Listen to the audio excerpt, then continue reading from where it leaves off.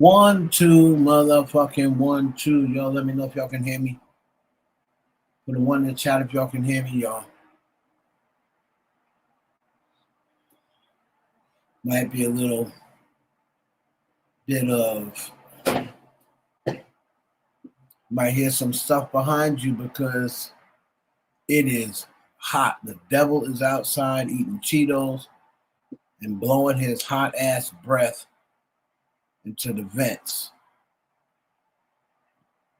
So we're live on YouTube, we're live on Twitch, and live on Twitter, of course.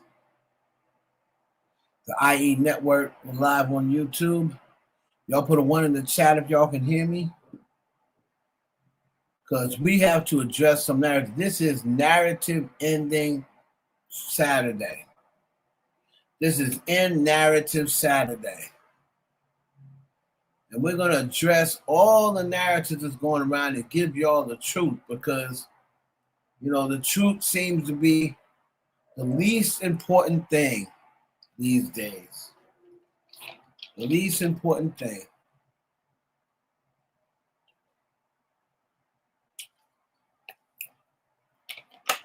But you know one thing about Heaven Hollywood, if nothing else, I'm going to give you the truth. I know my whole motto is always, I don't tell you what you want to hear. I tell you what you need to hear. So regardless, good, bad, and indifferent, I'm going to give y'all the truth and the most accurate information there is out there. You might not like it. You know what I'm saying? If it doesn't go, if it's not in your favorite, you might not like it, but you can guarantee you, I'm not trying to get sued by nobody. So I got better things to do and better ways to spend my money than to be up here lying on a celebrity that got way more money than me and that could sue me at the drop of a hat. So trust me, no lies will come out of my mouth. If I don't know something, I'll say I don't know. I'll say I don't know. For anything else, let me make sure that y'all can hear me clear. For anything else, gang, I'm going to tell you, nah, man, I don't know. For anything else, gang, I'm going to tell you, nah, man, I don't know. For anything. Okay.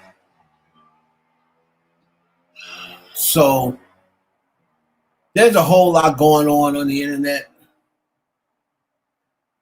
You got podcasters and bloggers and YouTubers beefing back and forth. Oh, this one's exposed and this one for that, and this one's exposed and this one for that. And they're really not exposing each other from anything that the other person's doing. Ain't nobody breaking no laws, so you're not exposing them.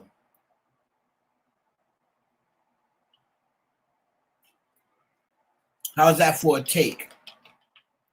If you're not breaking any laws, right? What are you exposing? What are you exposing? I found this on the web.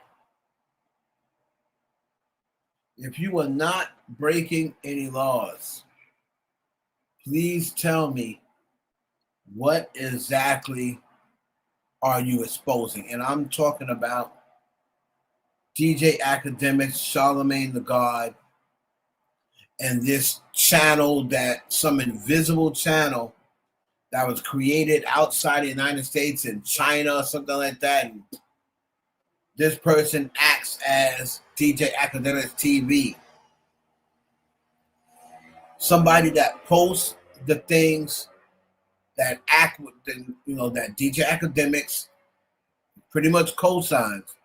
If you don't think he knows what's being posted or cares about what's being posted, you're out of your mind. He knows exactly what's being posted, and that guy's got to get the okay to do it, or if he doesn't like what's being posted, he can definitely have it removed. But you see, what it is this guy now is posting about Jay-Z you know, Rock Nation. So Akademiks loves that, so he's not going to have him stop posting. What's up, Kenji?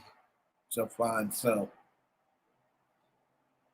Well, we here to break up all these narratives that I'm seeing on social media. And like I said, man, I'm not here to please y'all and sugarcoat nothing and, you know what I mean, make y'all feel comfortable. I'm not here to do that. If you feel comfortable, I'm here to make you feel comfortable that you're gonna get the truth. That's what my job is, to make y'all feel comfortable knowing that when you come to my channel, you're gonna get the truth. If it's my opinion, I'll say, oh, that's my opinion, or oh, in my opinion. But for the most part, I'm gonna tell you the real, because there's just too much fakeness going out there. People are putting up AI pictures and AI videos and old videos and saying they new, and new videos and saying they old, and it just gets sickening after a while. It gets sickening. People want to be out there and call themselves one-upping an op, but they're one-upping an op with a lie. You know what I'm saying? You're one-upping an op. Your op just performed at a big event the other night. Now you want to feel as though you want to try to discredit that event. So now your fan base is posting old videos talking about you performing here, you performing there, and then videos are old.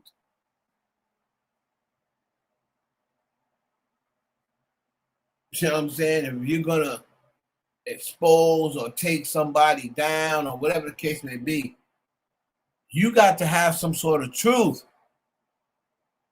You're not taking nobody down, especially nobody with more money than you or just as much money as you. You're not taken down with no blatant made-up lie.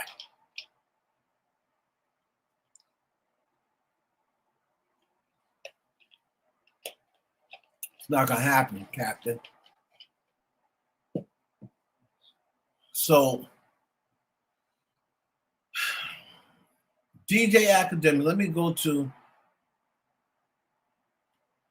Chigs. Check in with Chigs, because he's been following this whole thing. I know Akademiks, and they've been going back and forth, back and forth, back and forth, right? He was a part of Rock Nation Casino. Okay? So this is what everybody's talking about. Oh, Akademiks exposed Charlemagne because Charlemagne is on the board that tried to help Jay-Z get the casino. So I'm using this under section 107 under the copyright. Okay. Look at this, y'all. I got my new computer finally came. No more of that other stuff. We done moved up to big boy status now. Y'all be very happy with the results. I will use this under section 107, as you can see, of the Copyright Act of 1976. Allowance is made for fair use for purposes such as criticism, comment, news reporting, teaching, reaching, scholarship, education. All right? And we're going to be using this 107 section for Chig Smooth for the part of criticism and commentary. All right?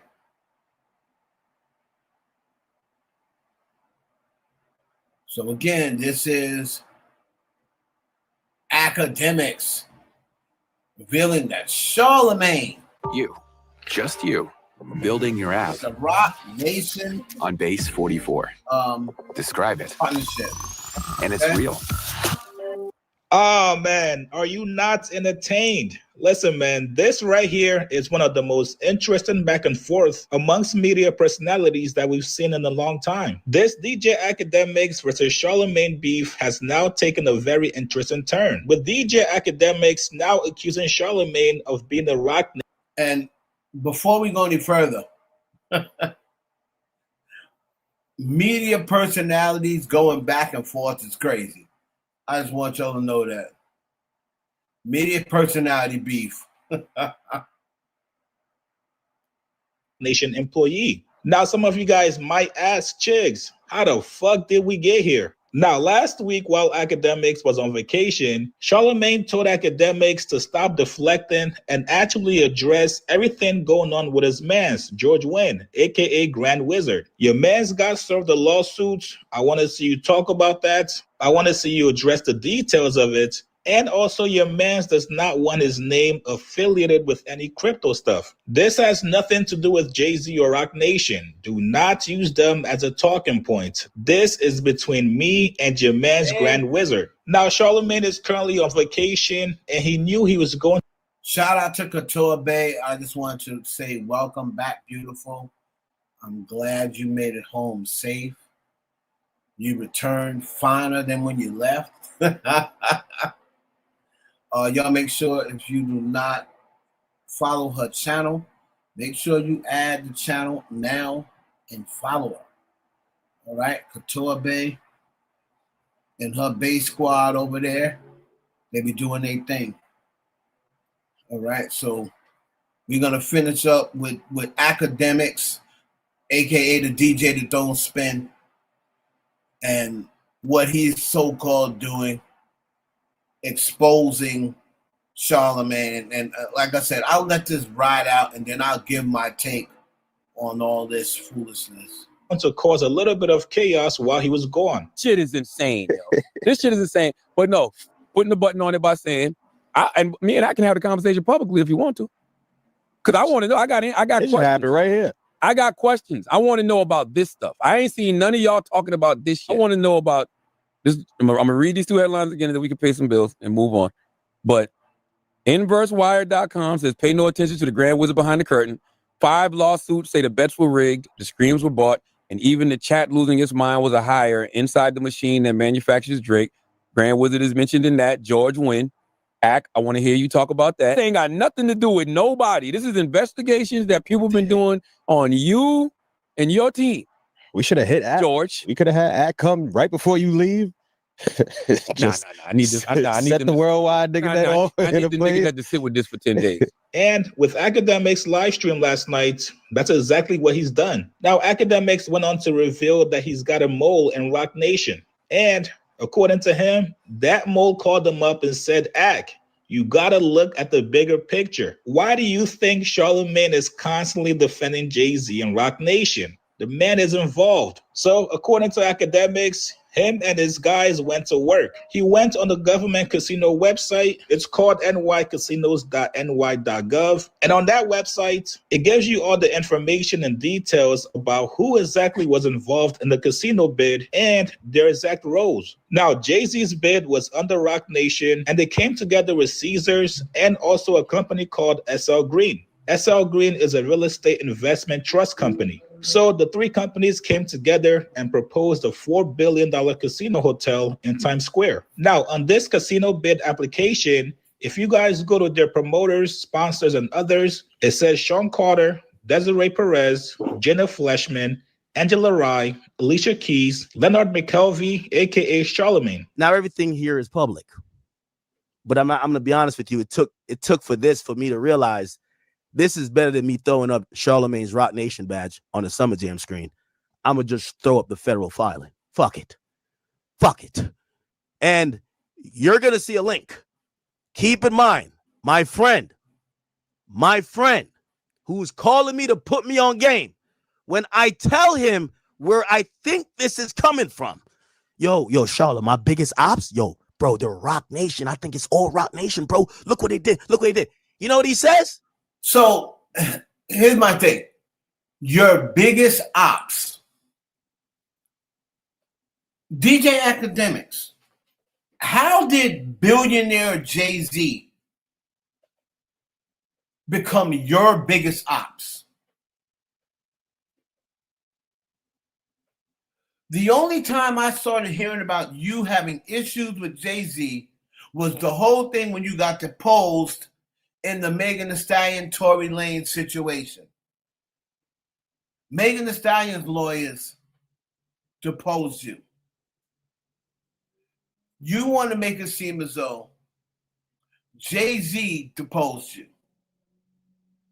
You got deposed because Megan Thee Stallion and during the whole Tory Lanez situation, you was one of the main people defending Tory Lanez and spreading lies about Megan Thee Stallion.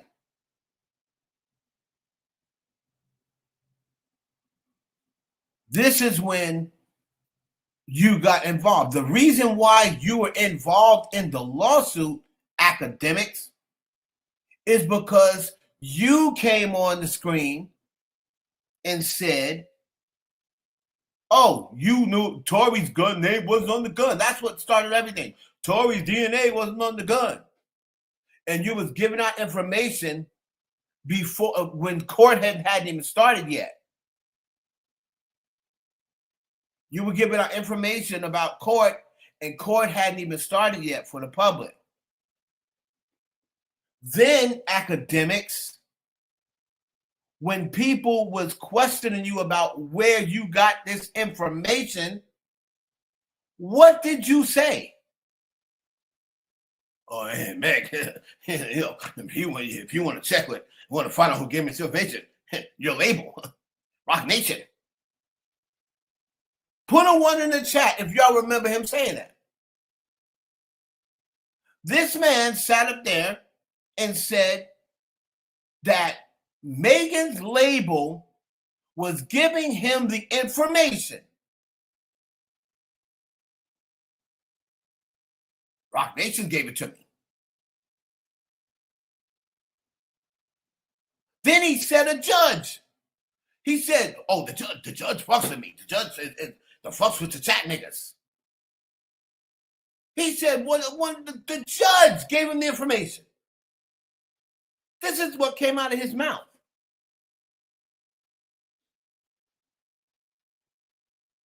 You made Rock Nation an op.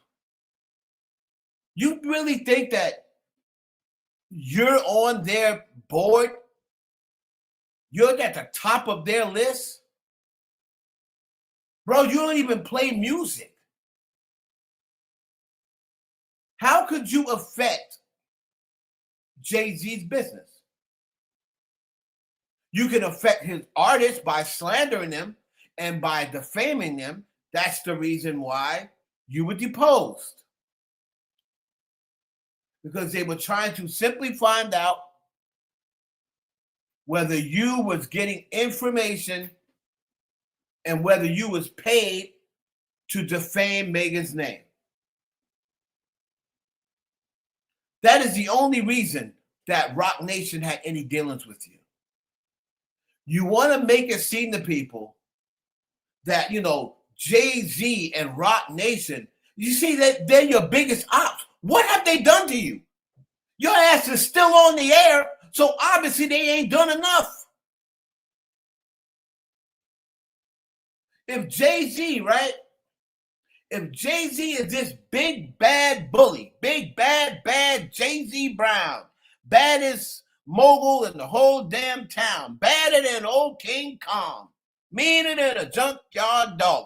If Jay-Z is that mad, right? If Jay-Z was that big and bad, y'all done told me this man paid off Tory's judge, the LAPD, the medical examiner, the hospital, the doctors, the jury, and the judge. And Lauren Holly or whatever her name is. That's 8 people that you said Rock Nation has paid off. I've also heard that Jay-Z, somehow him and Beyonce was able to convince a pilot to put himself on a suicide mission, take himself out in order to take out Aaliyah, who died in a plane crash. Now, Beyonce and Jay-Z, who was nowhere to be found, nowhere close to this aircraft. But we've been told now for the past 10, 15 years that Jay-Z and Beyonce is responsible for Aaliyah's plane crash. So not only did he pay all those people off, he was able to sabotage an airplane. Then he killed his mistress, Kathy White, who woke up unalived. Well, didn't wake up. Her boyfriend, not Jay-Z. It came out that Kathy White had a fiance, and he's the one who found her unconscious after spending the night with her. So instead of people saying, hey, maybe he's a suspect, they say, no, it was Jay-Z. Jay-Z and Beyonce got rid of his mistress. Beyonce knew about the mistress, and she got rid of the mistress. It gets even better. Beyonce was never pregnant, which she may not have been. And she didn't have Blue Ivy.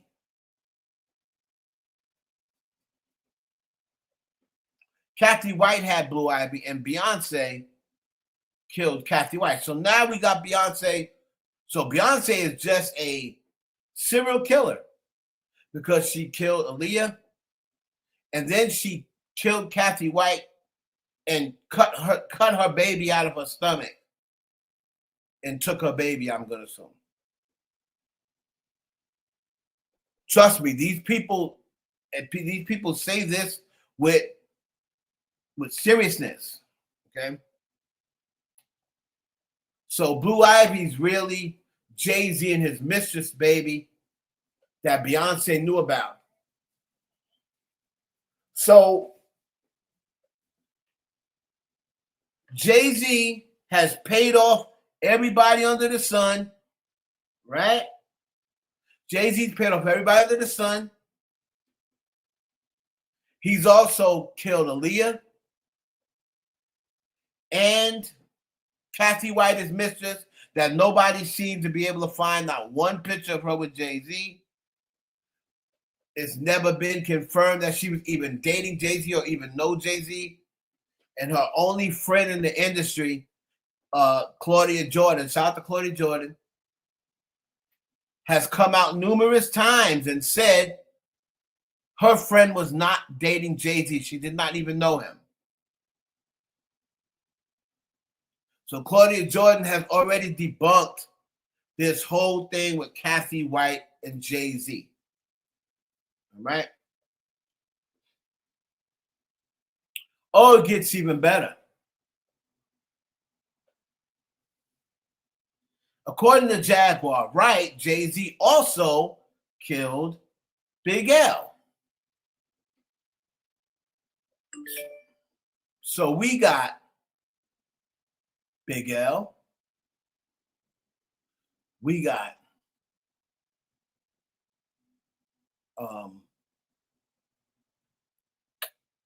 Big L. We got Aaliyah. We got Kathy White. He's paid off all the judges. He was able to set Tory Lanez up. He paid off the witness, Sean Kelly. He's paid off the Grammys,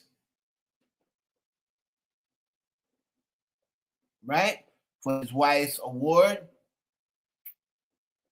He's got, we've already noted they said he's got Forbes in his back pocket. So Jay-Z can pay all these people off and he can kill multiple people.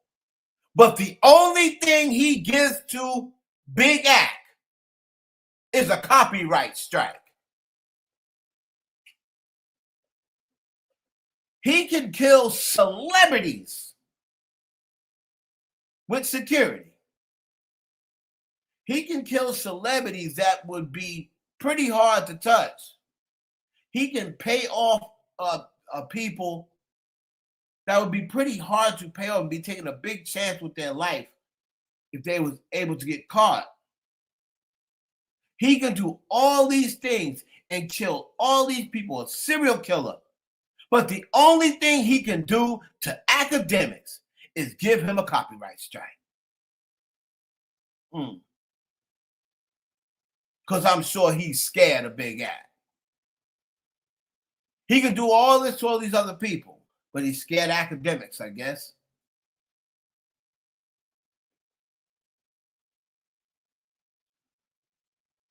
Now, people will say, well, look at this thing here. AKRF, John Neal, Charlie Fields, Kevin Edwards, Matt Comedy. Then we got Rock Nation, right? They're down as promoters. Okay? And here's my thing. They've now been exposed. They were promoters. Here's my take on that. And? And? Are they going to get arrested? Is what they're doing illegal? What? It comes out that they were promoters. Okay. Now what? Now what? Nothing? Exactly. Oh, it's Charlemagne. You were Team Rock Nation all along. Okay. You got me. Now what? What you gonna do about it? What you gonna do about it?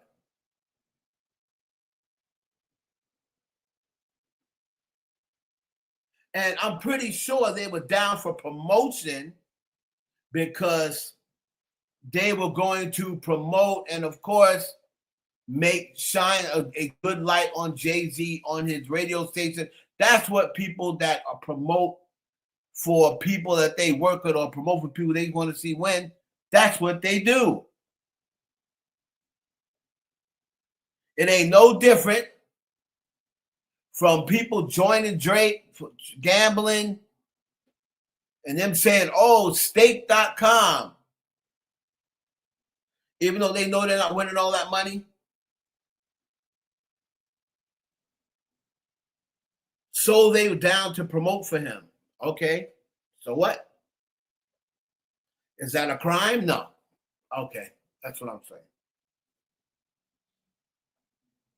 But everybody's making such a big deal over, oh, see, it's true that Charlemagne does work for Rock Nation. I mean, Charlemagne does promote Rock Nation also, and Akademiks must work for OVO because he's doing the same thing that Charlemagne's doing. So does Akademiks work for OVO? He's the one walking around with an OVO chain, and Drake flew him out like he was his girlfriend. So does Ak work for OVO?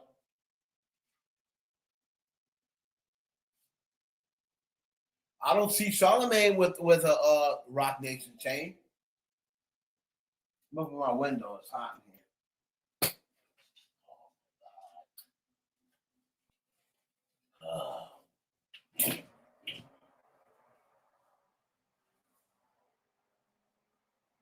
The same thing that Charlemagne is doing for Rock Nation, DJ Akademiks has been doing for Drake. So what's the difference? Shout out to Chigs though. That's cool.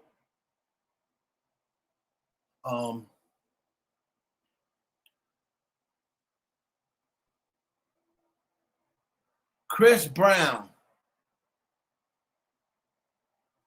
So y'all can let me know, is this it for Rock Nation? Is this it for Charlemagne the God? And now they found out that he was promoting to try to help Jay-Z get the casino? Is this it for Charlemagne the God? Let me know down in the comments.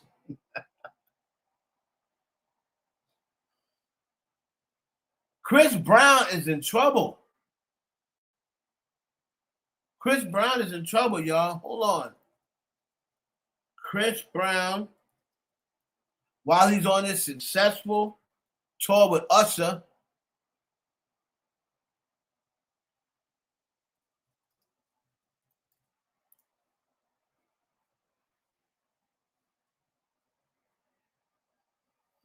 so it looks as though Chris Brown lost a $13 million lawsuit.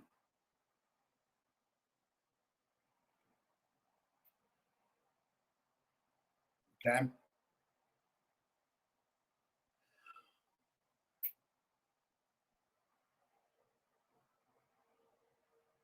He was ordered to pay $13 million in a lawsuit, the jury's verdict in the dog attack. All right. So let me see something here.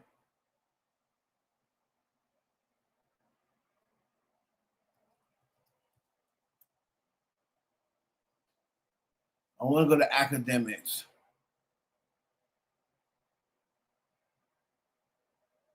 Let's go here to the Millionaire Morning. We help veterans get the support and benefits they deserve. Using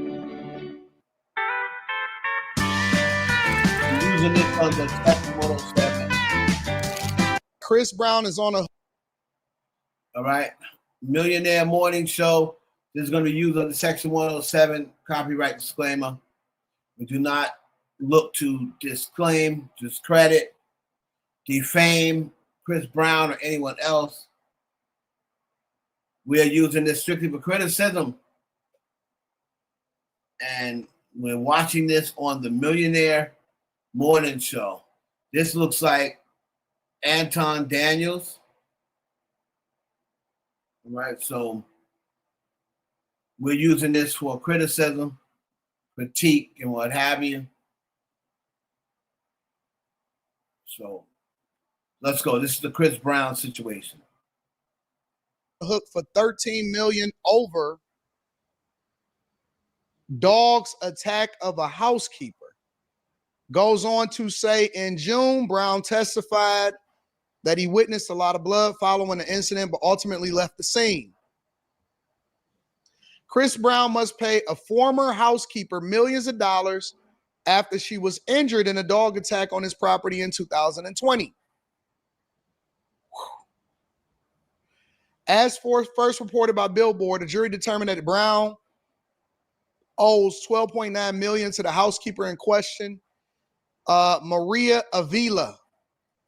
Sounds like somebody that was a foreigner, and it might have also been an illegal migrant, but neither here nor there. We're profiling right now. In connection with the incident, additionally, the woman's sister, Patricia, has been awarded $885,000. She was also working on the day of the attack. Meanwhile, Maria Avila's husband is owed $50,000. Cited in the Billboard report, is attorney Michael C. Murphy Jr., who represented Patricia Avila. Complex has reached out to Murphy's office for comment, as well as a rep for Brown. We have also contacted Nancy, an attorney for Maria Avila, for additional comment. The story may be updated. Maria said she was taking out the trash at Brown's Tarzana residence in December 2020 when she was attacked by a large guard dog in question, named Hades or Hades. She alleged the attack left her with injuries, including permanent disfigurement of her face, loss of vision, and then she sued him in 2021. Brown himself testified at the California civil trial last month. Brown testified at the California civil trial last month, saying that he witnessed a lot of blood, though he ultimately declined to personally call 911 due to fears of the call being leaked to the media. The two-time Grammy winner also faced questions about his decision to leave the property, per a prior report from Rolling Stone, which he said was his manager's idea. Earlier this year, Brown sought to bar references to his 2009. Okay, all right. Let me see if there's anything else we need to mine out with this. Rolling Stone paying $13 million in damages. So the other girl, her sister, Patricia, was awarded $885,000 for emotional distress.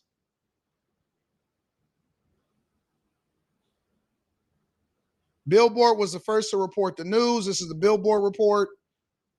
Oh, I guess I don't have Billboard. I'm not about to sign up for Billboard in order to get to it.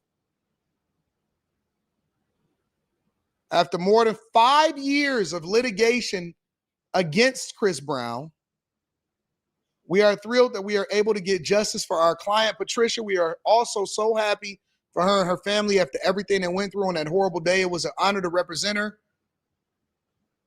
She gave an emotional testimony at the 2-week trial, breaking down on the witness stand as she described the December 12, 2020 mauling at Brown's home in Tarzana neighborhood of Los Angeles.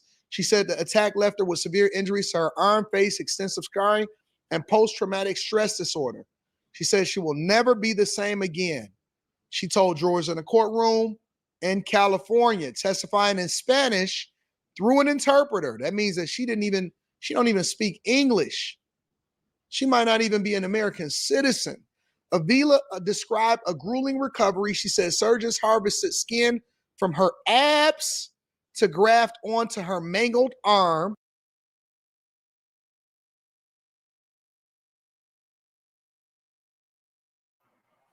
Okay. That's enough for me. This situation is a terrible situation, a scary situation. Y'all can't control your dogs. Please put them little wild motherfuckers up. If this situation is true, what this person is saying, then I'm sorry, that 13 minutes justified.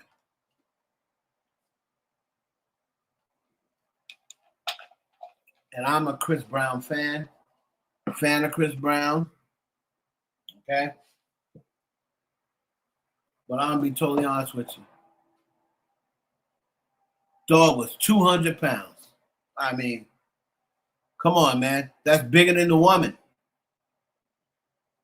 And, you know, I always make a point. I don't know whether it's a pit bull or whatever the case may be, but I always make a point, and people get on me and try to say, oh, that's animal cruelty or whatever, and apologize to anybody out there who has a pit bull. But I think pit bulls should be extinct. I think they should not be allowed. They should be treated like animals, like wild animals. Because it's already been proven over and over again that sometimes no matter the people, oh, they must have mistreated them. No, they've already debunked that research. And it is not has anything to do with how well you treat a pit bull. A pit bull is, as we say in the old days of my grandmother, grandpa used to say, a pit bull is born with scrambled eggs. All right? Meaning they're already a little off when they're born. So God forbid anything is done to them and they can snap. But I've known pit bulls who the owner feeds them 2-3 times a day, plays with them. And this dog, they came home one day and just out of the blue, the dog was standing in the hallway and he was growling and foaming at the mouth and all sorts of crazy. And they're like, what's going on? They're trying to pet him. The dog is growling. The dog don't want him near him. And they treated that dog so good. So it had nothing to do with the way they were treating the dog. Those dogs are crazy. They will turn on you for no reason. And for that reason alone, they should be treated like lions. They should be treated like tigers. They should be treated like laughing hyenas, because these dogs are crazy. And they can snap on you any minute. People do not need to own pit bulls. They need to be extinct. It's just been too many situations. Go out there, plenty of other dogs you can get. Get a German Shepherd, get a Doberman. You know what I mean? It's too many situations where these dogs have flipped their lids and killed babies and mauled parents and everything else. It's time to get rid of these damn pit bulls. All right? And again, if you own a pit bull and you've come this far and nothing's happened to you, good for you. But when I'm going down in my condo and I pull up to an elevator and a damn pit bull gets on, I'm like, you got it, bruh. And the owner's like, oh, no, it's okay. Nah, you got it. You got it. I'll wait on the next ride.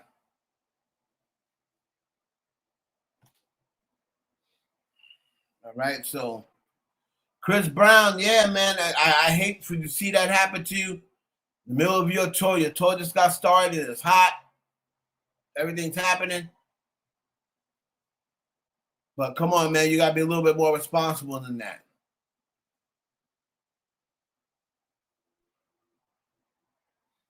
Hold on, I'll take a quick break. Hold on a second. You can watch when Chastity, Maria, Sydney, Mackenzie, and Lucy. Well, hello, ladies. I'm Bella. I have a question for everyone. Why do you think rich men cheat? Control, attention, power. Here, you will learn how to gain ownership of all. Are you ready to take that step?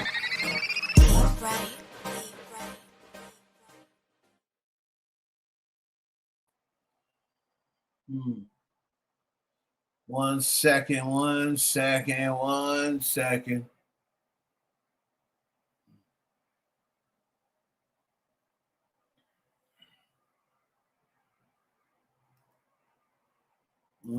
y'all.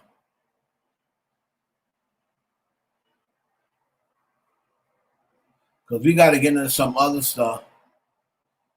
You know, the academic saying he fell down on his knees when he found out what was going on with his friend Charlemagne. Unbelievable. I'm like, he's not doing anything different than what you're doing for Drake. You know what I'm saying? Not doing anything different.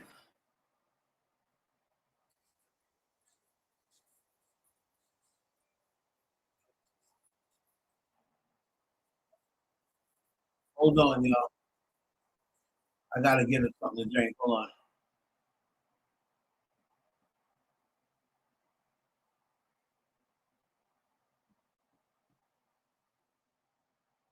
Y'all give me 1 second. I just gotta get my coffee. Y'all enjoy this while I get my coffee. Don't leave because I come back. We're gonna get into this whole thing with Stephen A. Smith. We're gonna get into this Jay-Z and the Michael Rubin all-white party, and also Taylor Swift wedding coming up. All right, and we're going to get into this whole narrative that we're going to crush about Jay-Z wanting a back and forth with Drake and Nicki Minaj.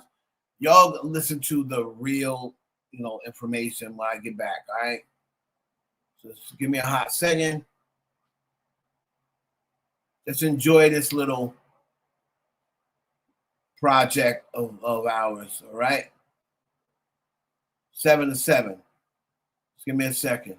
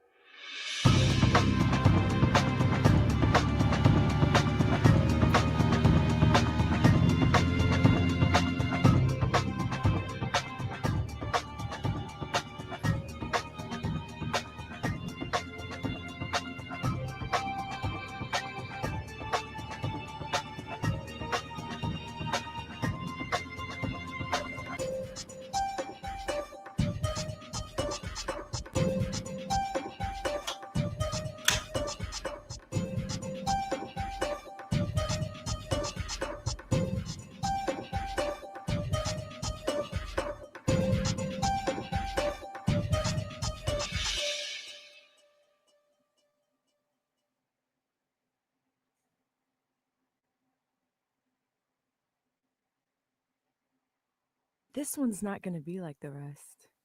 She's far more different, more intelligent, more clever, much more of a challenge. That's why I'm going to enjoy it the most. It took me a while to duplicate this one, but I finally got her. I got her down fucking pat. Her rituals, her daily routines, her schedules, her friends, her family. God, I see you in my sleep. Do you know that? Huh, baby? I see you in my sleep, Jetta. There hasn't been a night that's gone by that I haven't thought of you. You are the only thing I see when I sleep at night. God, it's amazing how much like me you are. Your style, your body, your life. We live for the same thing. We're cut from the same stone. That's why we get along so well. That's why I can feel you. I can see you. I can be you. I understand you. God, I love watching you. I know you can feel somebody watching you. I can tell, but you just don't know who. You just don't know why. You just don't know that it's Jax. The element of surprise, one of the best things. Okay, here she comes, here she comes, here she comes. Bingo. Just like clockwork.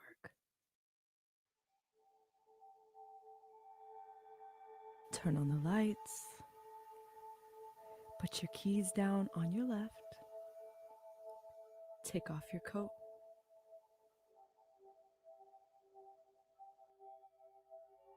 Take off that scarf. Pick up your mail. Yeah, just like I was controlling you. Read your mail. Take down your hair. Take down your hair. Jetta, take down your hair.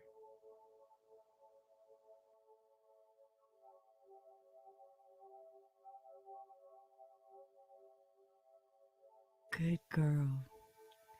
Neck roll once, neck roll twice.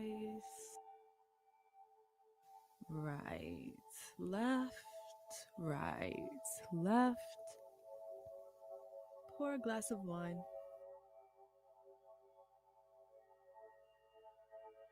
Go to the back and come out with your robe on.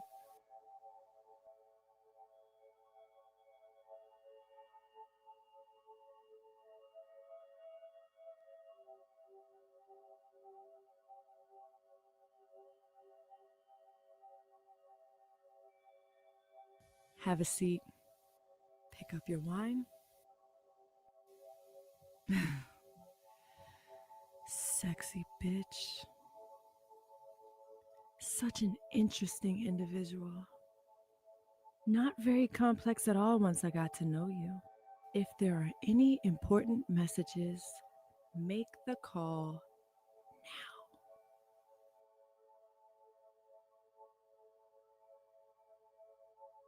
Almost 7. Yeah, I know. You should be expecting that call any minute. And I know you don't like your phone off the charger, so... Oh yeah, I fucking love it. Don't worry about that phone call that you get every night from him at 7. You won't be getting that tonight. Time drawing closer. You see, everything you stand for, I have always wanted to become. Your beauty, I have it. Your booty, yeah, I have it. I almost feel like we're soulmates. Okay, I'm sorry, but the little love fest is over. I have a job to do, and I have to do it. 30, 29, 28, 27, 26, 25, 24, 23.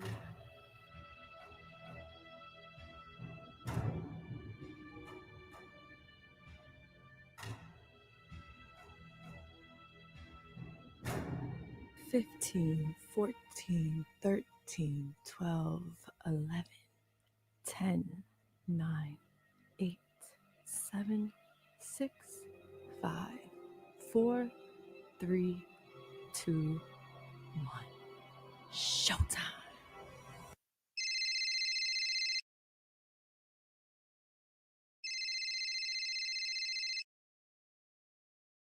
Hi, this is Jetta, and your 7 minutes are up.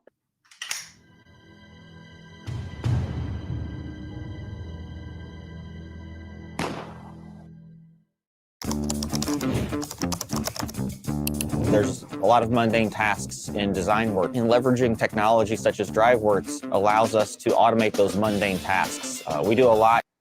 Okay. I'm back. All right, let's get into some stuff. I hope y'all enjoyed 7 to 7 while I was out.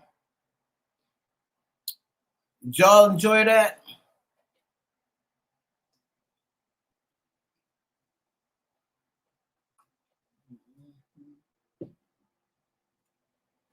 It's a project called 77. Let me see if y'all enjoyed that.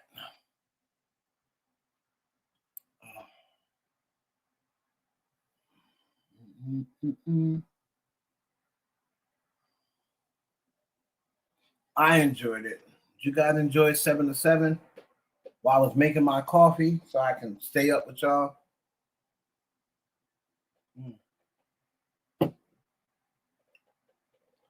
All right.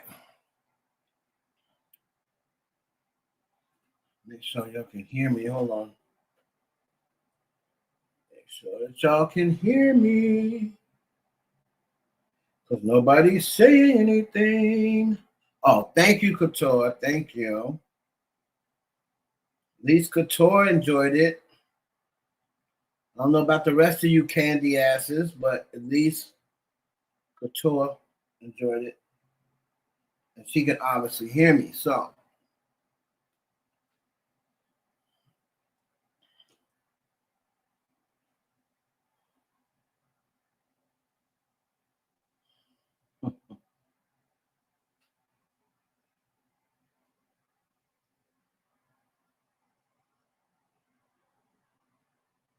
now let's see. Hold on. Let's get into this whole Stephen A. Smith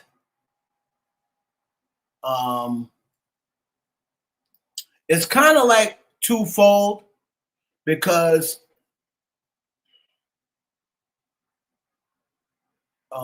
Jaylen excuse me, Jaylen Brown from the Boston Celtics just got traded.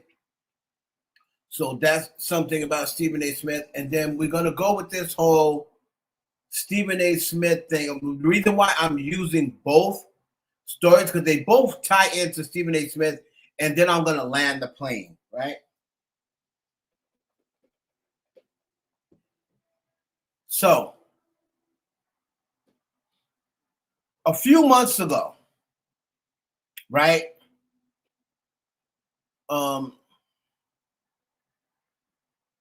Jaylen Brown, who at this time was playing for the Boston Celtics, right?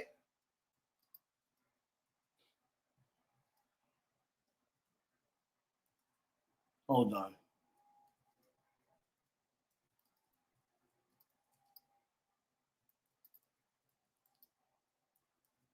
Let me find it first.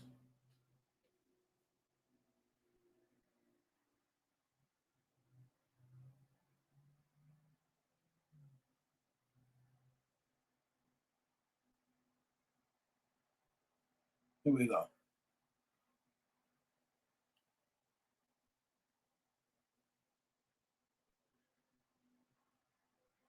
Okay, so a few months ago, right? Jaylen Brown got eliminated from the playoffs by the Philadelphia 76ers, right?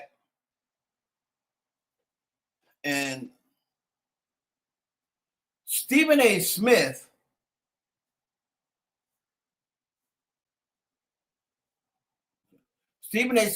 was very critical because Jaylen Brown went on his Twitch stream, right? Jaylen Brown went on his Twitch stream, and he was basically talking about the refs. He was talking about the reason why they lost, right?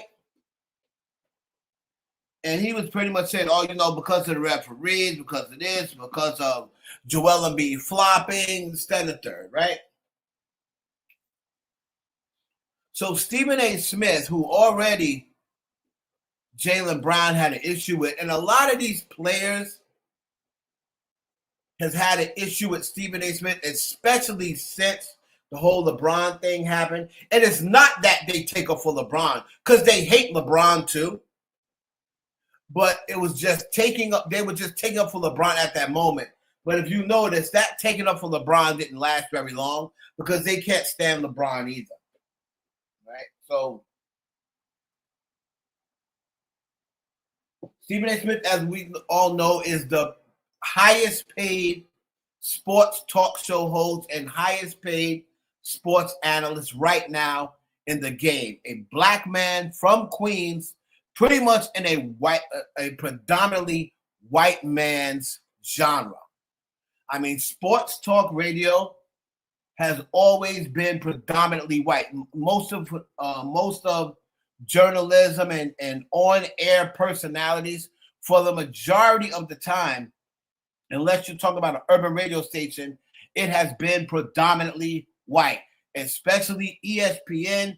Along the years, ESPN has always had their issues behind the scenes. I worked for ESPN, so I can tell you most definitely they have had racial issues behind the scenes against black people. If you notice, a lot of black people been sent up out of there, you know, or overlooked during promotion time, or they took another white personality over them, and next thing you know, they fired them. It's happened to a lot of people that work for ESPN. You know, fortunately for myself, I was able to quit before they fired my black behind. So Stephen A. Smith, in order, like I said, I have to give him his props. He's not perfect, of course. He has a lot of flaws, but he also has a lot of good about him as well. If you are trying to make it in that business and you look up and you see that somebody who looks like you is the highest paid sports analysis, you have to say, okay, and he's black, so he had to have done something right. He had to have done something right, right? And if you recall, if anybody's been watching Stephen A. Smith as long as I've been watching, Stephen A. Smith used to be straight hood, ghetto, like he's from Queens, but then he started covering Philadelphia. He was living there for a while, and he was straight hood, ghetto, like when he first started on the scene. He started as a beat writer, then he was covering Philadelphia 76ers, Allen Iverson, and he ended up getting on with networks, right? So Stephen A. Smith is definitely not a handout. He's definitely not a DEI hire like he was hired many, many years ago.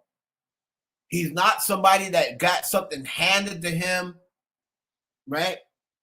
Stephen A. Smith was doing 3, 4, 5 different jobs. And when people was called on to do certain jobs, oh, do you want to go to Utah and cover this game? When they were like, Utah, nah. You know, Stephen A. Smith was like, I'll go. And they're like, you'll go to Utah? And Stephen A. Smith, if it could be the worst game on the slate. But if they said, we need somebody to cover this game in Utah, Stephen A. Smith was like, if they don't want to go, I'll go. So Stephen A. Smith, you know, you can say what you want about him. A lot of people have a lot of things to say about Stephen A. Smith. But one thing you cannot say is that he got handout. He got on his knees with position. None of that. Stephen A. Smith is one of the hardest working people that I've seen. And I'm not the biggest Stephen A. Smith fan, but I am a fan of his come up and his drive, right? Now, along the way, especially since he became the highest paid sports analyst, and being a black man, the highest paid sports analyst, he has counted some enemies now, right? Some of the same guys who used to, you know, feed Stephen A. Smith information when he was lower on the totem pole, those guys now get upset when Stephen A. Smith is fed information from people higher than them, right? So now executives and scouts and trainers, they are the ones that hit up Stephen A. Smith and tell him information about what's going on behind the scenes, right? So now, if we have this thing in journalism, and Couture Bay will know about this as well, and wherever else, blogging, whatever else you may cover or report, we have this thing called sources, right? It could be another person. It could be a certain piece of research that you got your hands on that nobody else got their hands on. It could be anything. It could be, some another person that you have random that knows them, that came and spoke to you and gave it, whatever the case may be. These are what we call sources. Okay. Now, for the most part, these are people who do not want to come out and say what's going on because they'll get in trouble, right? But they want to get the information out there. So what they do is they hit up somebody like a Stephen A. Smith that they know he'll get the information out to the public. And sometimes they use it as a warning shot. Hell, a lot of times, and since I was in the game 21 and a half years, and I mentored someone who became a publicist for 15 years, shout out to G at, not In Case You Didn't Know, it's not called In Case You Didn't Know anymore. It's called Behind the Industry. Shout out to G from Behind the Industry, who I gave her first job in the industry at 16. She lied and said she was 17 for an internship. She was really 16. She ended up getting an internship at, I forgot what record station it was, but she lied and got in at 16. She was working her first job in the industry at 17. She became a publicist at 19, and from 19 to 34, she was a publicist in the entertainment game. And she would even tell me sometimes their own publicists would leak information because they wanted them to straighten up, or they wanted them to get a warning shot out, to hear, oh my God, people said, they leak bad things about them because they want them to have a wake-up call. And if they see, oh man, the public found out that I'll be sniffing cocaine, you know what I mean? And maybe that'll scare them straight if they see that their career could be so. It's a lot of things that happen, right?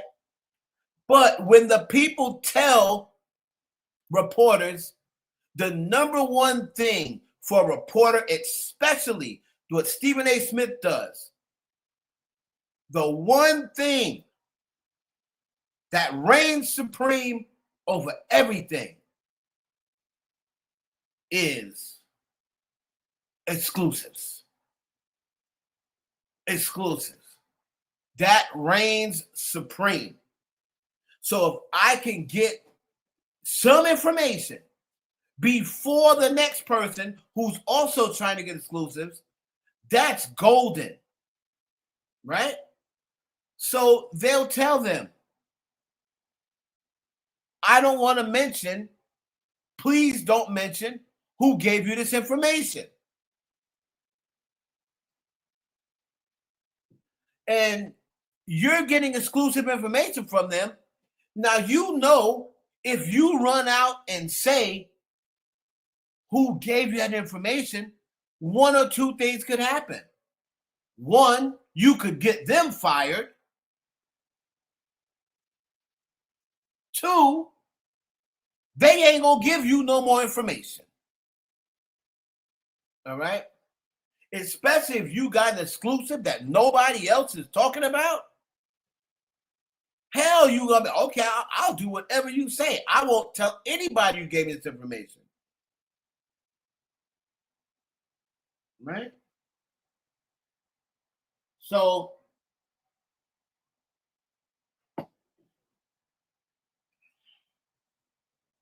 that's what happens a lot with Stephen A. Smith right now. It happened with Kevin Durant. It happened with LeBron James. It happened with a lot of people. So a lot of people got issues with Stephen A. Smith. And then they start saying, in Jaylen Brown's case, reveal your sources. Nigga, no. No. Because if I reveal my sources, guess what? They're not going to be my source no more. Why would I do that? That's going to hurt what I'm doing. So just because you butthurt that somebody is giving out information that you thought was sacred, why do you want me to reveal my sources? No. They're my sources. No, I'm not revealing my sources. So this whole thing happened with Jaylen Brown and Stephen A. Smith got on Jaylen Brown about this little twitch that he did, right? I'm trying to find this twitch.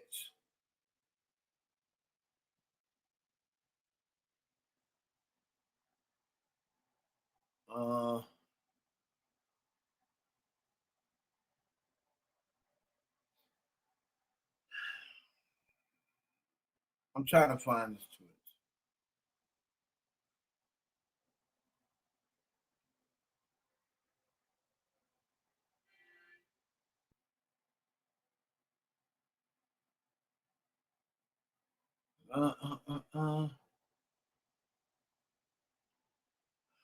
Well, he was trying to twitch. Now, Stephen A. Smith said something about the twitch. Now, this was Jaylen Brown's response back to Stephen A. Smith, just basically saying, bruh, you just lost. Why are you on Twitch saying all these different things about Joel Embiid and the referees and stuff? Another, you just lost a 3-1 lead. Right? This is not a good look. I'm just telling you for your own good, it's not a good look. Right? Now, Jaylen Brown, who's already pissed off at Stephen A. Smith because Stephen A. Smith won't reveal his sources and says that sources told him this and sources told him that. And this is what Jaylen Brown at this time said. Cluttered cloud storage, that's a lot to carry. Let's get into the good stuff. Last week, I had an exchange online with Stephen A., where he was vocal about what he thought I needed to do, and he also said some other things. So let's watch it. That Jason Tatum hasn't appeared on Jaylen Brown's program. Okay. You know where Jason Tatum was? Right here on First Take. Let's pause right there. What type of journalism is this? Jason Tatum hasn't been on my stream, and this is what we're talking about on First Take. What if JT just don't like being somewhere in an uncontrolled environment? Why are you doing journalism on me having guests on my stream?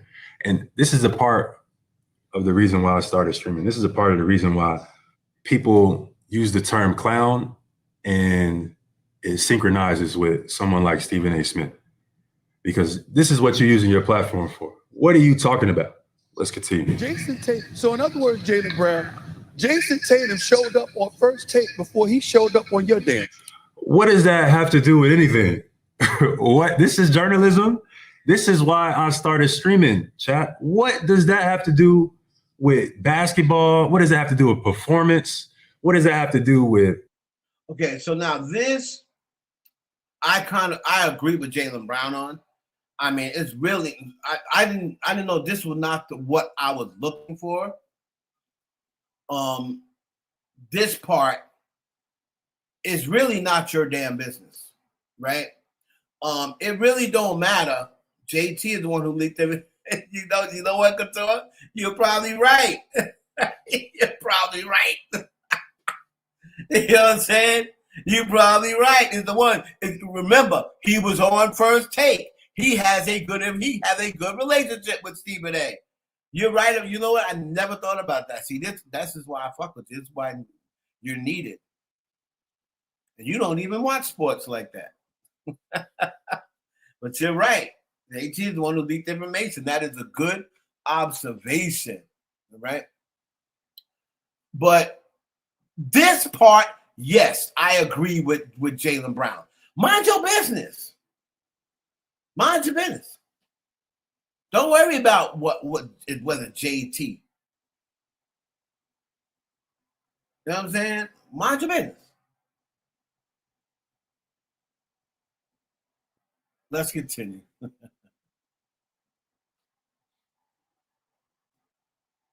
anything relative to like the game.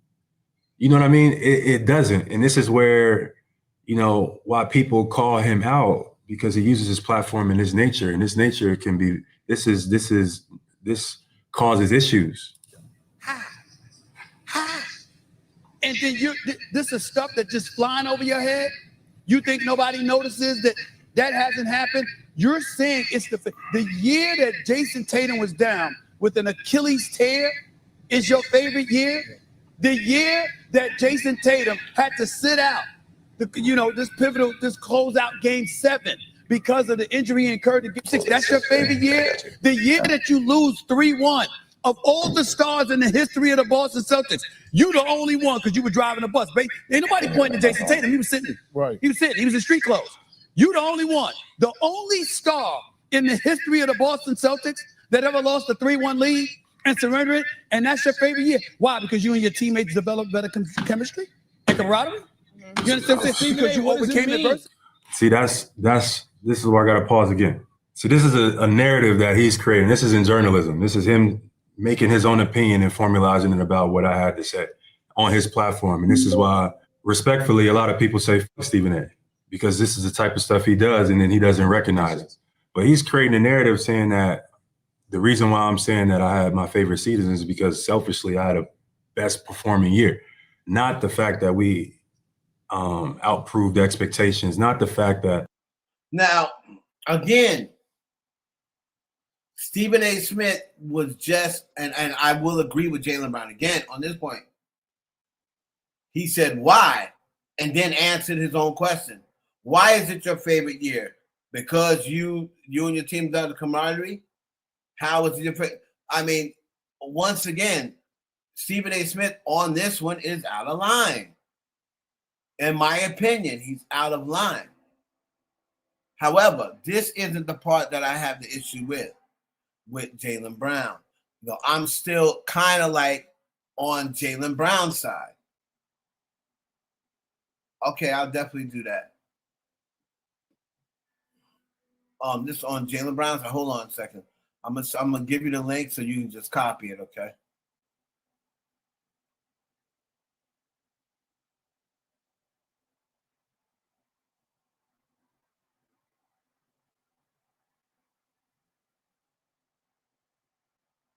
There you go, Couture. So, yeah, this part, like I said, I'm fair. I'm fair down the line. At this point, yes, I still agree with Jaylen Brown. Okay.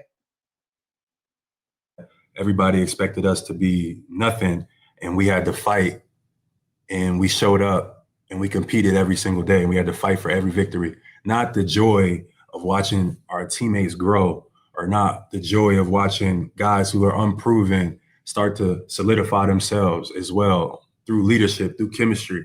Like, he maybe not doesn't understand that because maybe he's never had to fight for nothing in his life. Maybe anytime adversity is hit, he's rolled over. Nah, see, this is where I jump in. This is where I jump in. If he knows anything about Stephen A. Smith, he will definitely not say he's never faced adversity, because he has definitely faced adversity. All you have to do is look at what Stephen A. Smith had to go through to get where he was.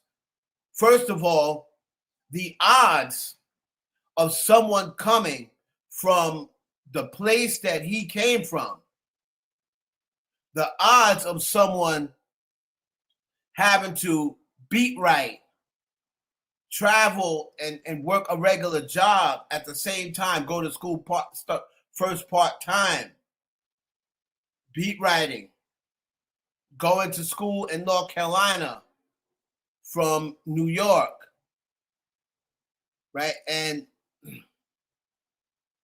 meanwhile, not coming from a rich or well-financed home. So no, there was plenty of times when Stephen A. Smith could have said, you know what? I'm just going to work a regular job. F this. But he didn't do that. So Jaylen Brown, you're wrong there. You're wrong there for you to say, oh, maybe every time he faced adversity, he rolled over. you don't know Stephen A. Smith if you made that sort of comment. Or he's gave in. So he thinks it's the same thing as somebody who has little to no expectation and they stood up and they made a name for themselves. He may not understand that concept, and that's why he's pushing his narrative. But once again, this is what Stephen A. is using his platform for. Let's see what he finishes with.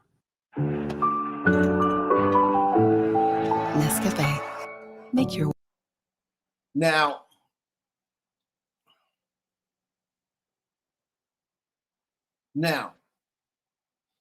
Jaylen Brown, right?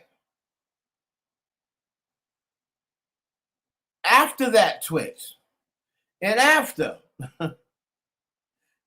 Stephen A. Smith, right, said it wasn't a good look, okay? Jaylen Brown was then fined $50,000. Okay? Now, this is Jaylen Brown responding, hold on, to the $50,000 fine. I was like, hold on. Jaylen Brown, let's see. Why was Jaylen Brown fined $50,000?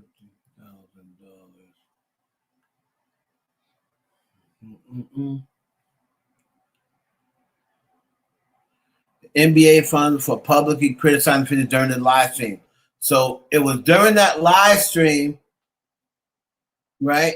It was during that live stream that he got fined $50,000 after Stephen A. Smith told him it wasn't a good look or what have you.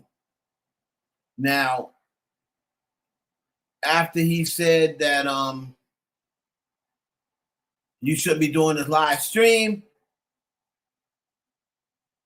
he pretty much Jaylen Brown said, when you retire, that's when I'll stop live streaming. Why don't you just retire? Told Stephen A. Smith he needs to retire. That he's bad for the league. He's bad for the players and this, that, and the third, right? Starts bringing up all issues with LeBron when he really don't care for LeBron James anyway. Like Jaylen Brown says something negative about LeBron James' son. And that's why LeBron James stopped talking to him, stopped talking to Jaylen Brown. Jaylen Brown was out, and that footage is out there. Jaylen Brown was out with Angel Reese and Angel Reese's girlfriend, Angel Reese's female friend, who's also a former WNBA star. And Jaylen Brown was dating this girl, and he was trying to be cute, saying, "Oh, yo, Bronny don't belong in the league." You could see him running his mouth, trying to be cute in front of Angel Reese and this other girl, saying he don't deserve to be in the league. And the cameras caught him. So that got back to LeBron James. LeBron was like, F this dude. Right? He tries to act like he's so pro-black and he's so, everything about black people. He's about black people. And I'm not saying he isn't. But why are you talking smack about this young black man, 20 years of age, just who's got the weight on his shoulder because his dad is one of the greatest players to ever play the games. He's already got that pressure on him, and he's just trying to find his way.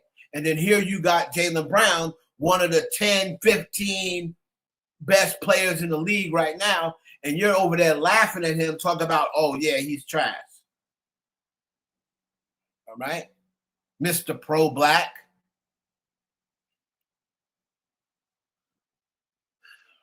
Stephen A., after Jaylen Brown says that, oh, you should just start reporting on the game, this, that, and the third, right?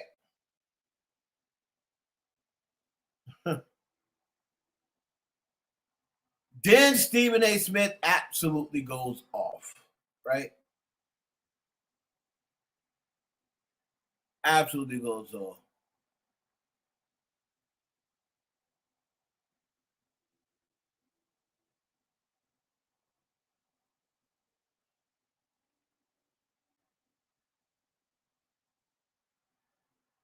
So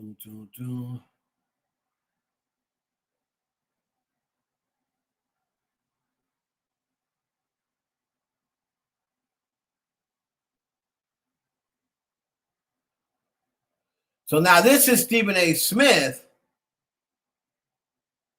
responding back to Jaylen Brown after Jaylen Brown said, why don't you just report on the game? All you need to do is report on the game, this, and the third, right? So Stephen A. Smith, this was his report. This was his response back to Jaylen Brown.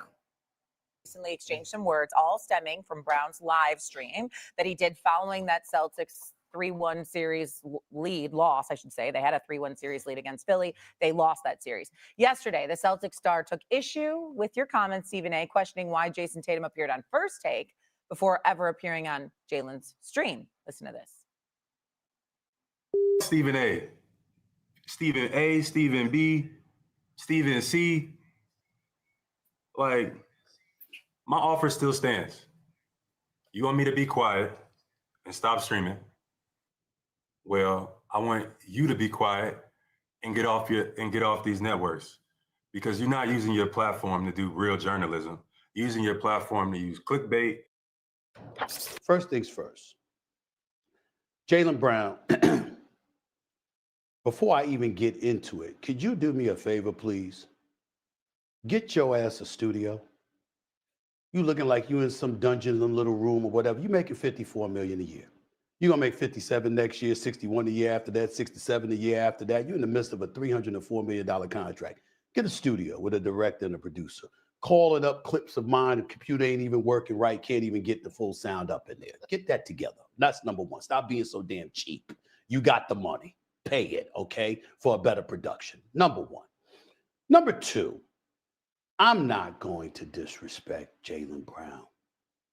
It's amazing to me, Jay, Big Perk, Shay, how Perk said all the things he said. You said all the things you said. Wilbon said all the things he said. Everybody said something. And I went on, and I've spoken on it on numerous occasions. And you pick some 20-second clip of me talking about how Jason Tatum showed up on First Take, but not your podcast. Stop it. I'm not going to get into all of that. Was Jaylen Brown bringing up the fact that I wasn't reporting when I was raving about him all season long? When I was talking about him for the most of this season as a top 2 league MVP candidate? When I was pissed off and I raised holy hell on the air when he got ejected from the San Antonio Spurs game and he didn't deserve that? When I talked about him leading the pack and doing the things that he's done and solidifying his greatness as an athlete? Did he complain then? Did he complain when how many times that we can't even count when I talked about the brilliance of this young man, his philanthropy in the community, the kind of things that he's done, and I've been raving about that all of these years? Did he complain about my reporting then? No, he did not. When I made news years ago, and I was talking about how it's not fair to him, but because he is smart, because he doesn't suffer fools, because he will speak his mind, etc., it's alienating some people on Madison Avenue and beyond, which is why he doesn't necessarily have a sneaker deal and he doesn't get the advertising dollars and has the marketing muscle of, say, somebody like his teammate Jason Tatum. Do you know that I spoke about that and he came to the finals wearing his t-shirt to show me your sources, or to the playoff game rather, show me, to tell us your source or whatever the case may be? You know what? There was no question that I was right. And the bottom line is that his own family came up to me in Dallas and thanked me for talking about him the way that I did, because they recognized the fact that I was showing him respect, not disrespect, okay? He won the Eastern Conference Finals MVP, most valuable player. He won the NBA Finals, MVP, or, most valuable player award. All of this other stuff. Was he complaining then? No. But here he is complaining now. Why? Because he's pointing the finger in the wrong direction. Point it at yourself, bro. Let's recap. The Boston Celtics, the most storied franchise in basketball annals, 18 chips. You helped deliver one of them just 2 years ago. 2 years later, y'all surrender a 3-1 lead for the first time in its history, in franchise history, with you driving the bus.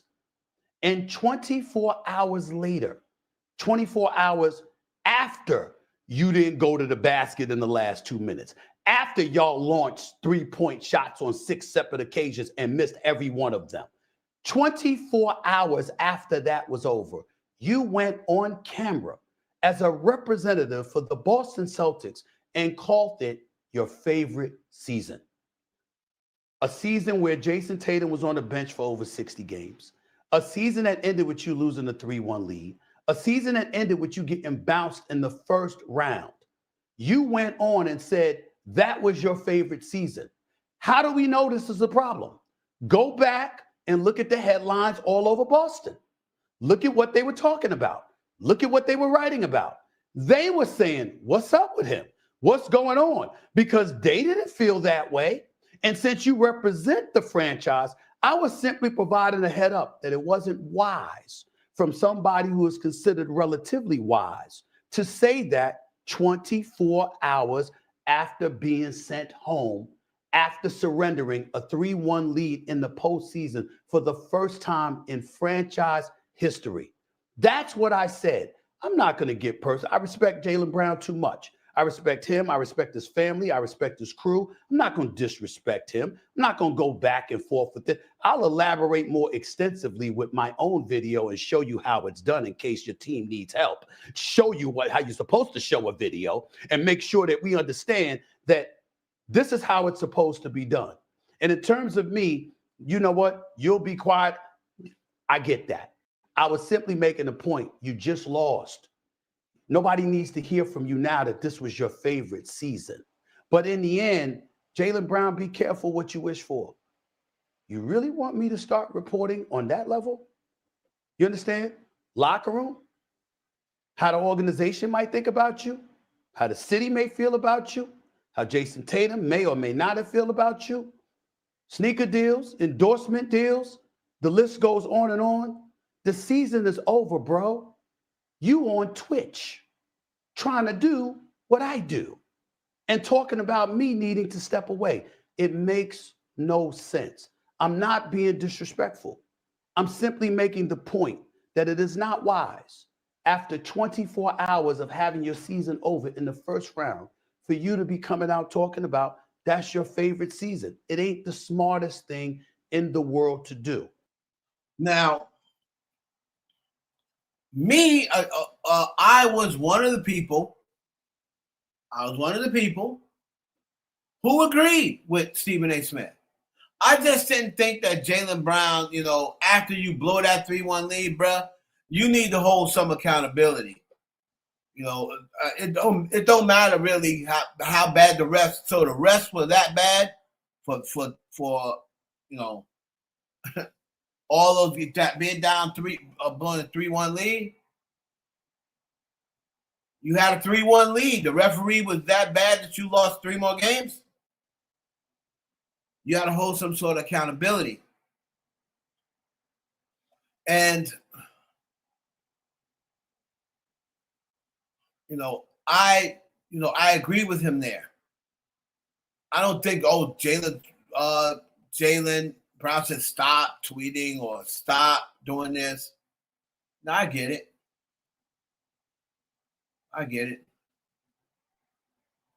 Right. So, no, I don't think he should stop tweeting, but I was kind of on Stephen A's side with that. Now, mind you, every black content creator who don't like Stephen A, right? They all started coming to the defense of Jaylen Brown.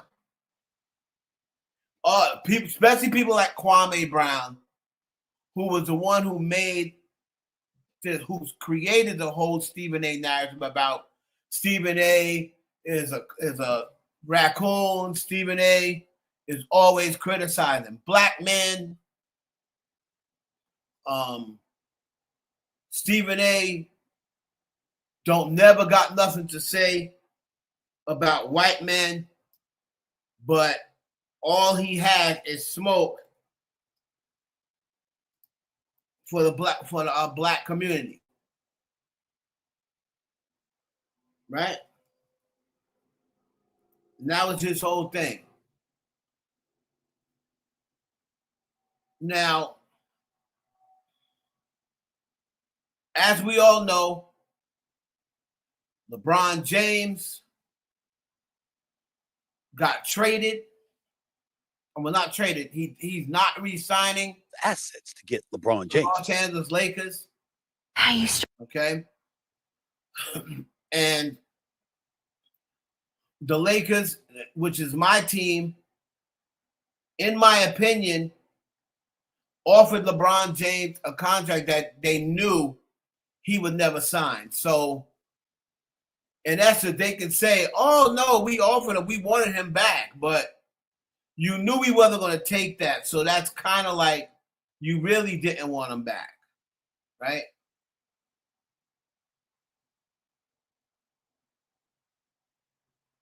You really didn't want him back. You did that because you knew he wasn't going to accept it, right? So the Lakers immediately signed, they already got Luka Doncic. They signed Austin Reeves to a big contract. They re-signed him to a big contract. And then they got Walker Kessler from the Utah Jazz. And what started becoming an online joke, right? Stephen A. Smith is not the first person I heard saying this. Shout out to the Locker Room LA. They're really, he's the guy that holds the locker room, I think his name's Reggie. He was really the first person that I heard talking about this a couple of years ago, right? But this is what Stephen A. Smith had to say about the new Lakers. Okay, which is probably another reason why LeBron James got the hell up out of there. But this is where I need to go. And I'm giving out the number from now because I know I'm going to hear from a lot of people on this. But damn it, it needs to be said, so I'm going to say it. Okay? 86. What am I saying? 888-623-3646. 888 Mad Dog 6 is the number to call. I just got to say it, y'all. Where the hell the Los Angeles Lakers think they going with a bunch of white dudes? Somebody had to say it, so I'm saying it. Your 3 top players are white dudes? Really? This ain't golf. This ain't baseball. Hell, it ain't even soccer. And we got a whole bunch of brothers on Team USA. What y'all think this is? This is basketball. This is basketball. In NBA history, when have you seen your 3 most prominent players on a basketball team all be white? And that takes you to the promised land. Somebody got to say it, so I'm saying it. Sorry to the leadership of SiriusXM, Eric Spitz, Steve Torrey, Mad Dog Russo. Sorry if it makes y'all uncomfortable. Love y'all. Y'all know that. But damn it, I'm a brother. Yo, this is basketball. I'm not complaining. I'm simply making the point. Ladies and gentlemen, the Los Angeles Lakers, Tinseltown, a place where everybody from Wilt and Kareem and Shaq and Magic and Kobe, yes, Jerry West before them, yes, George Mikan before the aforementioned centers. But this is the Lakers. This is Southern California. This is La. This is LA, baby. This ain't Utah. And even in Utah, when you had Stockton, you had Malone. Even when you had Hornacek and Stockton, you still had Malone. Even when you had the 7'4" Eaton, you still had Malone. And Byron Russell. I mean, what's up? Somebody got to say it, so I'm saying it. You ain't going anywhere. Being led by 3 white dudes in today's generation of basketball. I'm letting you know right now, it ain't happening. And Luka's a bad brother. And Austin Reeves is no scrub. And they both have earned what they have earned. And then with LeBron James or some other brothers, I get. But those two and Walker Kessler, you ain't scaring anybody with that.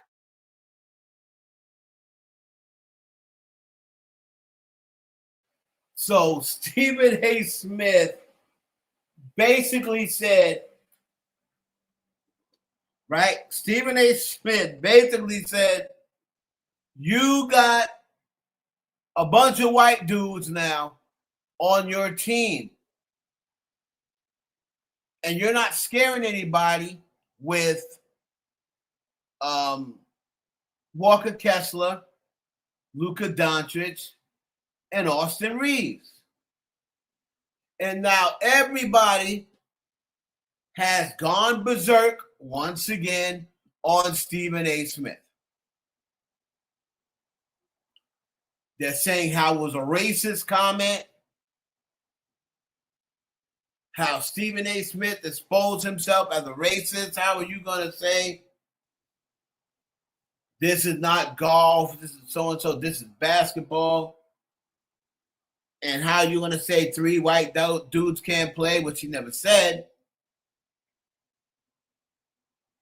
But here's my tie-in, and then you see people like Emmanuel Acho, who still hasn't addressed the affair with Joy Taylor, but that's okay. Emmanuel Acho and other people, oh, he's a racist, oh, he's this, oh, he's that. Let me run something by y'all real quick. I thought Stephen A. Smith was a raccoon. I thought he don't say nothing negative about white players. Then when he comes out and says something negative about white players, you call him a racist. So black people, which one is it?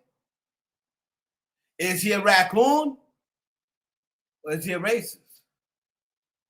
Which one is he? Because most of y'all was saying he don't ever call out black players.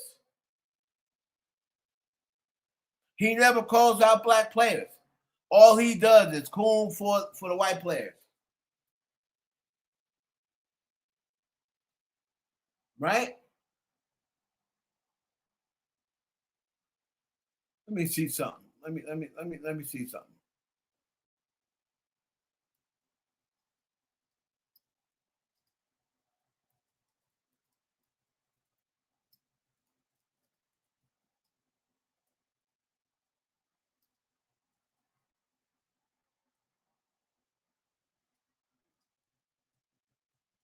Hold on, y'all.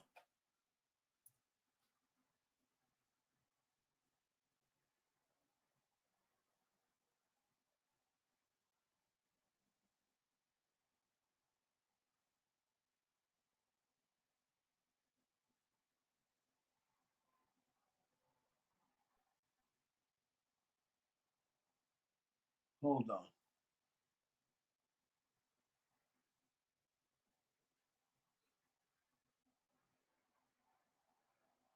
So look at this right here. Larry Bird's one of the greatest players to ever play the game, right? But check this out. Check this out.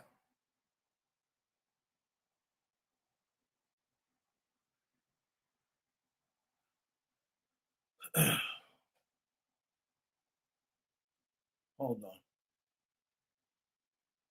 Larry Bird famously stated that being guarded by a white player felt disrespectful to his game. He viewed it as an insult to his abilities, believing it meant the opposing team was either not taking him seriously or simply matching him up based on race rather than defensive skill.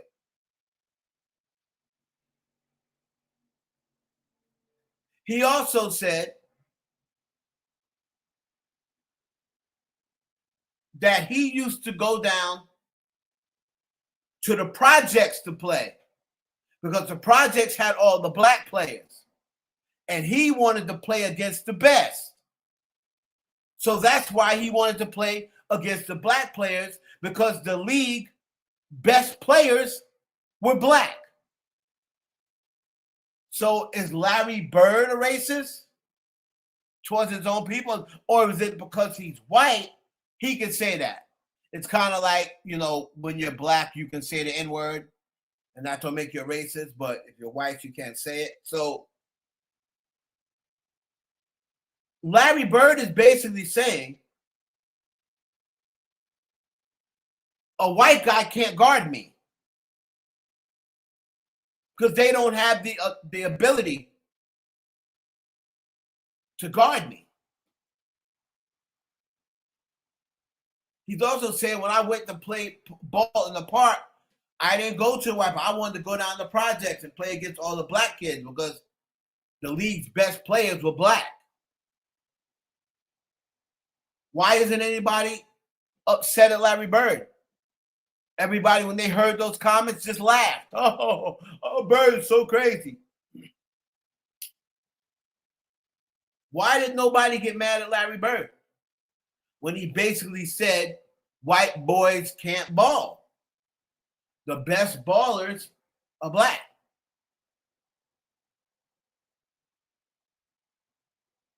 That's pretty much all Stephen A. Smith is saying. Now,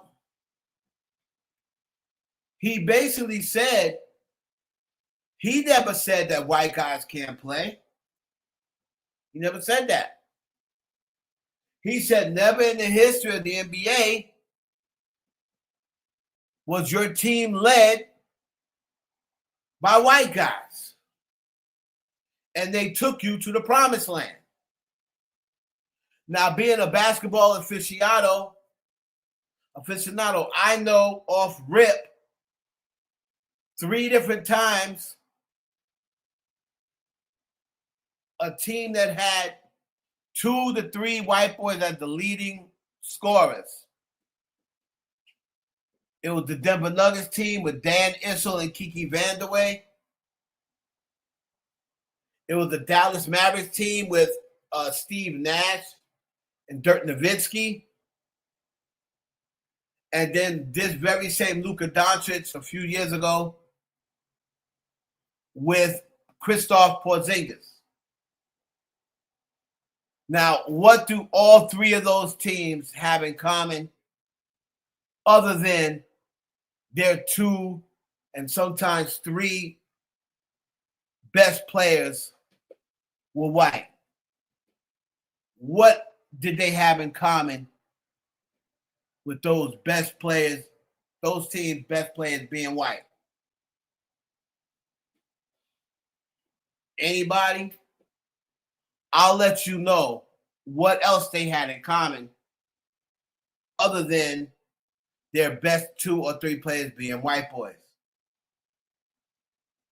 None of those teams ever won a championship. They never took a team to the promised land. Stephen A. Smith just basically said, never in the NBA history has there ever been a team that 2 or 3 leading white guys were on your team. I mean, will led you to the promised land. And I just told you that there wasn't any. So where did he lie? Where's the lie? Where's the lie?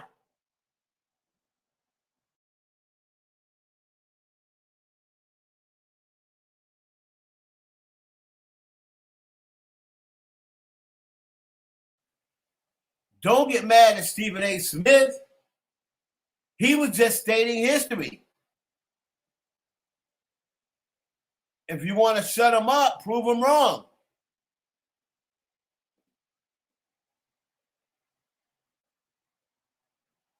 He just said, he didn't say that they can't ball.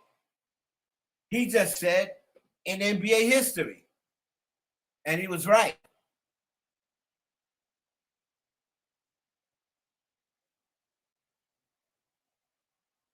Okay. So, I'm tired, y'all. I ain't gonna lie. What time is it? Hold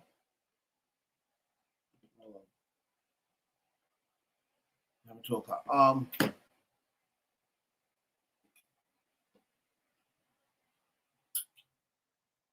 So basically, to me, it's the messenger and not the message. That's who they're mad at. They're mad at the messenger, which is Stephen A. Smith, but they're not really mad at the message.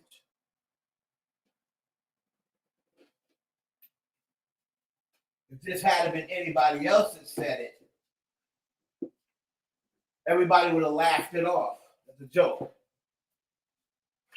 Oh, that was funny. It was so funny.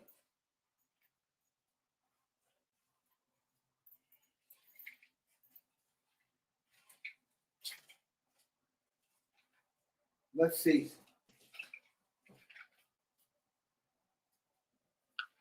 I want to do this narrative.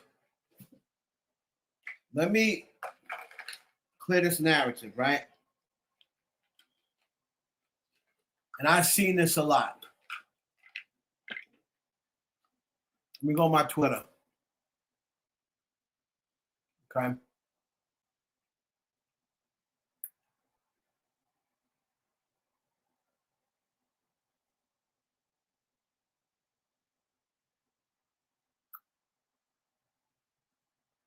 Ooh, Lord, have mercy.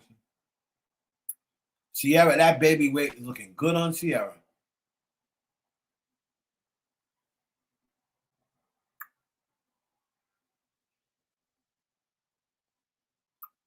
Let me see.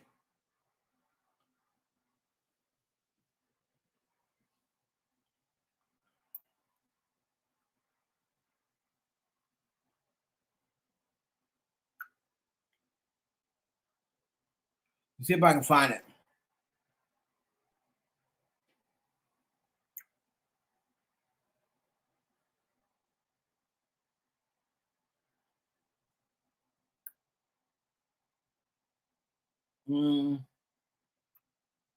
They may have.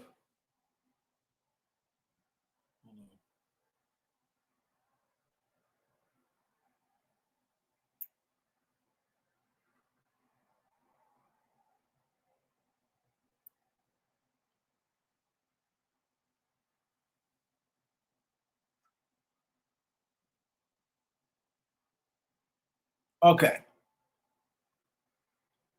So, here's the narrative I want to address. I've seen this a lot. Okay?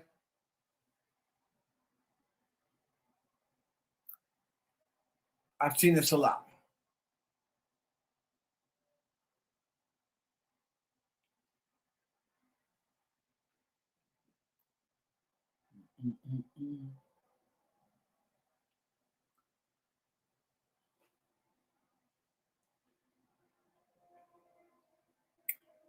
This is from hiphopmedia.com, which is basically another Nicki Minaj fan page, right?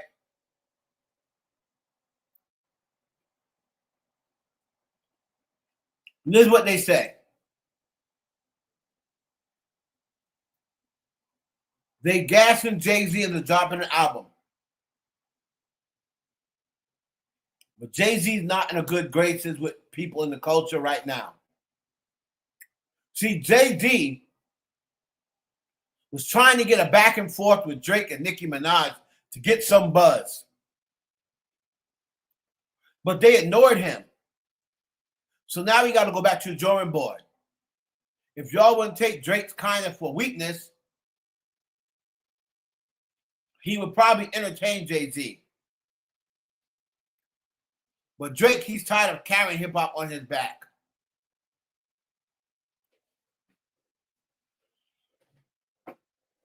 I've seen a lot of people with this narrative. Oh, Jay-Z wants a back and forth with Drake and Nicki Minaj. He wanted them to respond to him.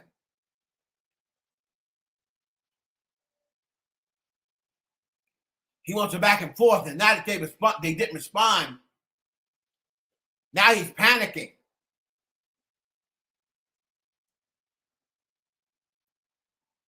He needs them to respond for buzz for his album. Let me tell you, delusional motherfuckers, something. I love how this fan base tries to reinvent history, try to rewrite history, and they come up with these scenarios that they try to say enough times to make it true. Number one, Jay-Z has been in this game over 30 years, all right? He's 56 years old, turning 57. He's the richest rapper ever. So Jay-Z don't need no buzz from nobody. Number two, the most blatant lie.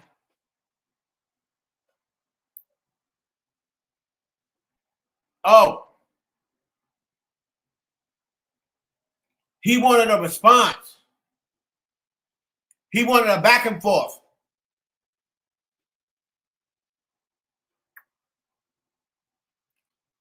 Let me ask you a question. Who called out who first? Did Jay-Z just wake up unwarranted and say, oh, I'm going to diss Nicki Minaj and Drake?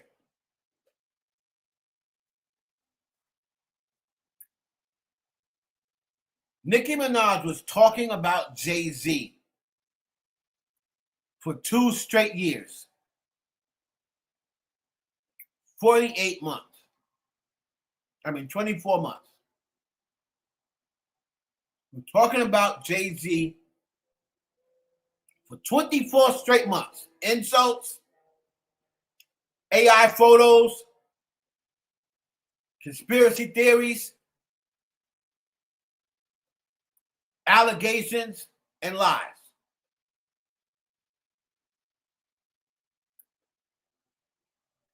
For 2 years, she was going at Jay-Z for 2 years. Drake, after having Jay-Z on more songs than he has with anybody,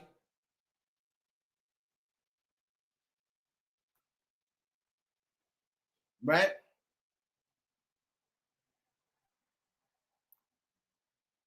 Mentions Jay-Z on his new album, Iceman. Had a huge rollout. So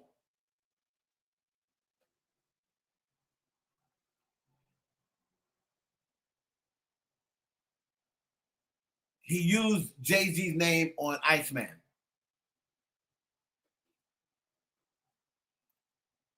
Unwarranted. The most he can be mad at as Jay-Z picking Kendrick for Super Bowl.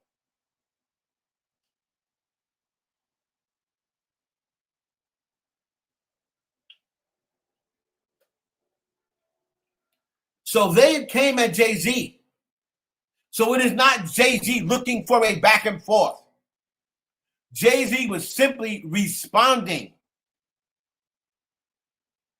He's not looking for a response. He is responding.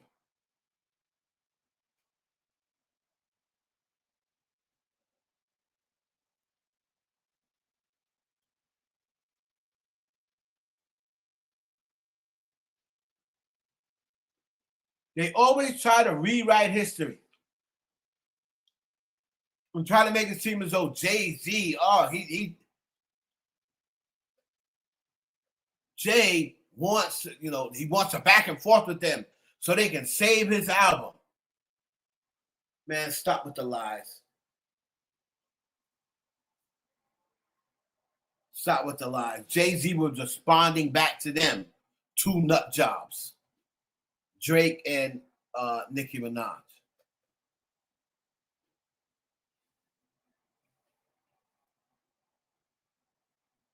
Which leaves us, of course,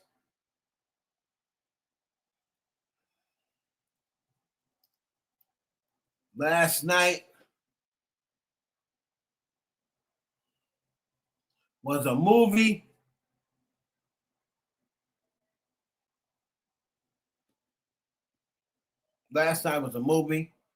Let's take a little look at some of the highlights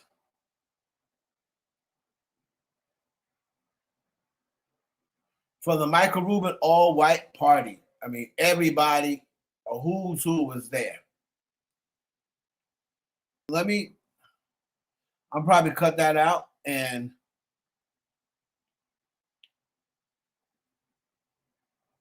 I need to replay that without the music. I'll probably get in trouble.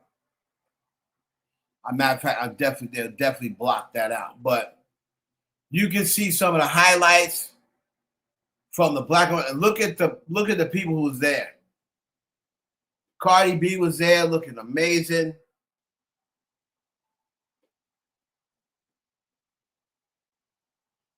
Sierra and Tiana Taylor.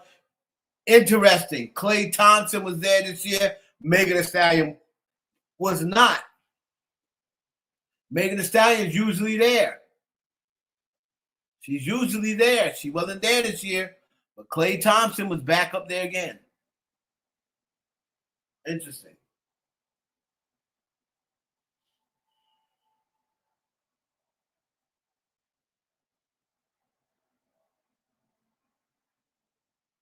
Interesting.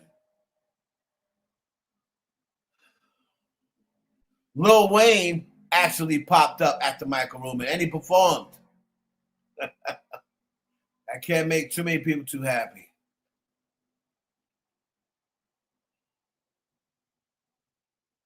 But the Michael Rubin all-white party was lit this year.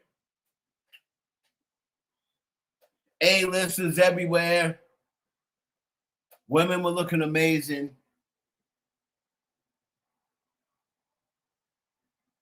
We all know Alicia Keys is a vampire. She looked amazing.